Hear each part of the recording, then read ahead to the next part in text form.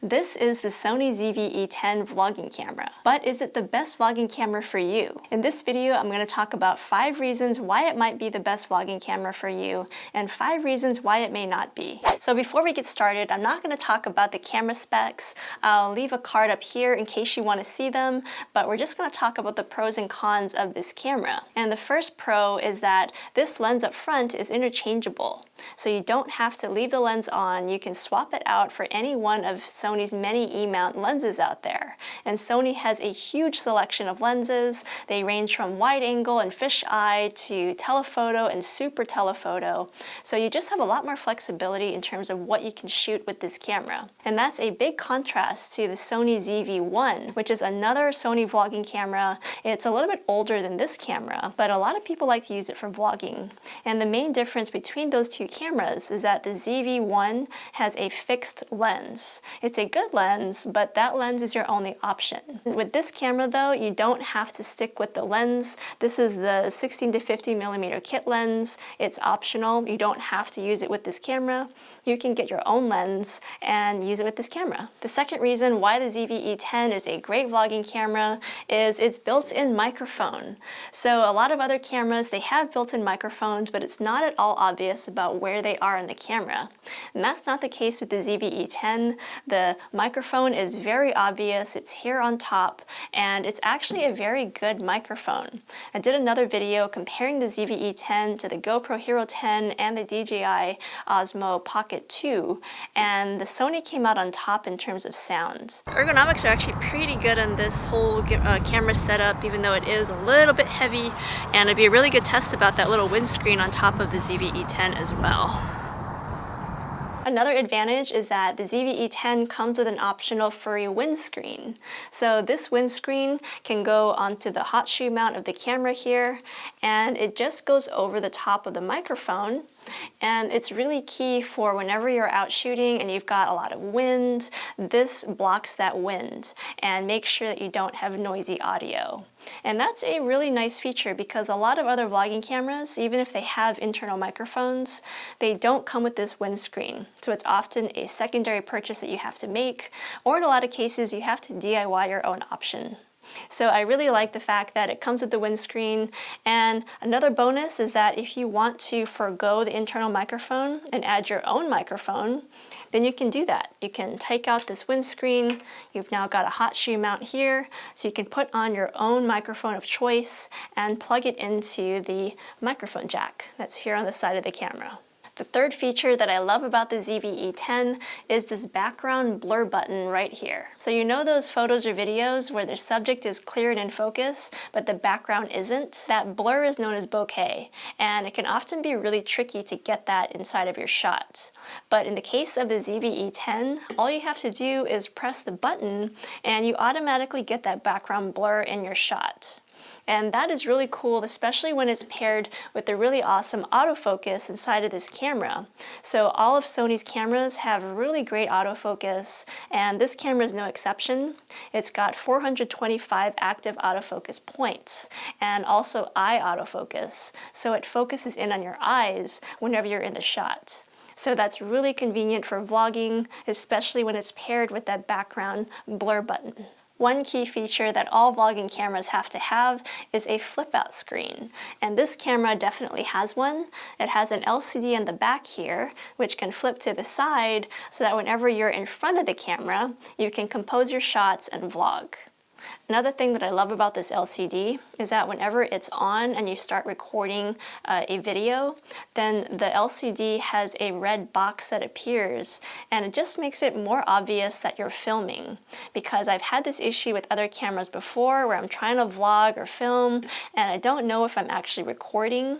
This camera makes it really obvious that you are recording. And the fifth and final pro about the ZV-E10 is that it's more than a vlogging camera. It has the settings and features to make it a stellar vlogging camera, but you can also go beyond that and take professional level photos and videos. So in terms of settings, there are automated modes so that you can just turn on this camera and point and shoot with it without thinking twice. But if you ever wanted to, you can turn on manual mode so that you have more control over your aperture, shutter speed, and ISO. And those are all key things to help you take more professional level photos and videos. And that's something that a smartphone and some other basic cameras don't let you do. So if you ever want to progress beyond automatic mode, then this is a great camera to get started with. And now let's talk about some of the cons of this camera. The first potential con is the fact that the lens is interchangeable and it's not fixed. For someone like me who has other Sony lenses, I love the fact that I can swap out this lens and put a different one on so I can get different types of photos and videos with this camera. But there are other people out there, you might be one of them, who might see that as a bad thing because it's yet another lens that you have to purchase, it adds to the cost of the camera, and it just makes using the camera a little bit more complicated. So if that's how you feel, then the Sony ZV-1 might be a better option because it's very close to this camera, but it has that fixed lens, so you don't have to worry about getting a lens for yourself. The second con of this camera is that it doesn't have IBIS, or built-in image stabilization. And that gets really tricky when you're trying to shoot video, because without IBIS, and you're just trying to shoot handheld, your video is going to be pretty shaky. I'm out here with the Sony ZV-E10, and we're doing a walking and vlogging test. This is without a gimbal or stabilizer, just the camera by itself. Handheld walking test with the Sony ZV-E10. If you want to get really steady footage with this camera, you have two main options that I can think of. The first is to leave it on a tripod, which is like what I'm doing right now. You can do that, and this way you'll get steady footage. But another option is to use a gimbal. A gimbal will be an added expense, but gimbals are really nice because you can attach the camera to the gimbal, and this way you can get your walking, running, and movement shots with the camera. Now this is a walking and vlogging test with the Sony ZV-E10 and the Builtin Crane M3. This is a lot heavier setup, so I can feel that weighing down on my arm, but I can already see that the stabilization on the camera is a lot better now that I'm using this gimbal. In terms of recommended gimbals, the one that I use the most is the Moza Mini P. But I just got the Builtin Crane M3, and I really like what I'm seeing so far. It's been an awesome gimbal. I'll leave a link in the description below, and I have the full review to that gimbal. But right now I'd recommend either that Moza or the Builtin for the Sony ZV-E10. The third con to this camera is this mode button here. So this camera can shoot still photos, videos, or slow motion video, and you cycle through the different modes by pressing a button here. The problem is I have a really hard time trying to tell whenever I'm in a certain mode. Maybe it's just me, but I've done this multiple times where I thought that I was in regular video mode and I was out vlogging, then I reviewed the footage and realized that I accidentally shot the entire thing in slow motion. And I've done that for several clips in a row now, so maybe it's just me, but I find it really hard to tell whenever I'm in a certain mode when I'm shooting on this camera. Along those lines, the menu system of this camera can be very overwhelming and confusing, especially if you've never used a Sony camera before. For me, this is my third Sony camera, so I've gotten used to their menu system being overwhelming and confusing, and I know my way around it pretty well now.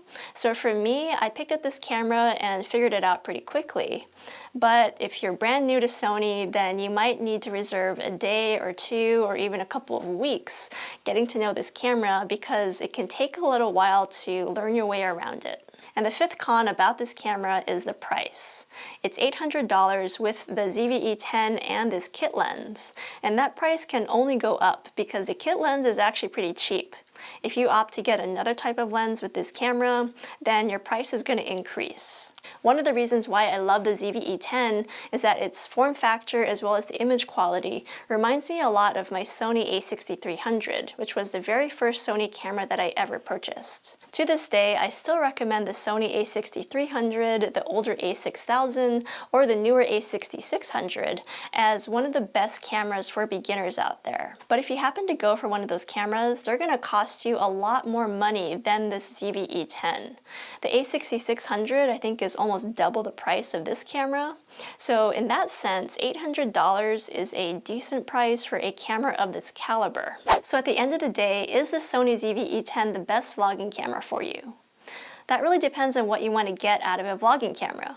If you want a camera that you can just set on auto, point and shoot, and not deal with the settings, then you can do that with this camera, but you might be better suited with something like your cell phone to start with, because let's be real, cell phones have amazing image quality these days, and you always have it with you, and so you might just want to start with a cell phone and work your way up to a camera like this whenever you feel the need to have the extra settings and features of this camera that it offers. So in that sense, if you're someone that has been shooting with, say, your smartphone or a more basic camera for a long time, and you feel like you want to level up your skills and really learn to use a camera to take professional level photos and videos, then this is an awesome camera to start with.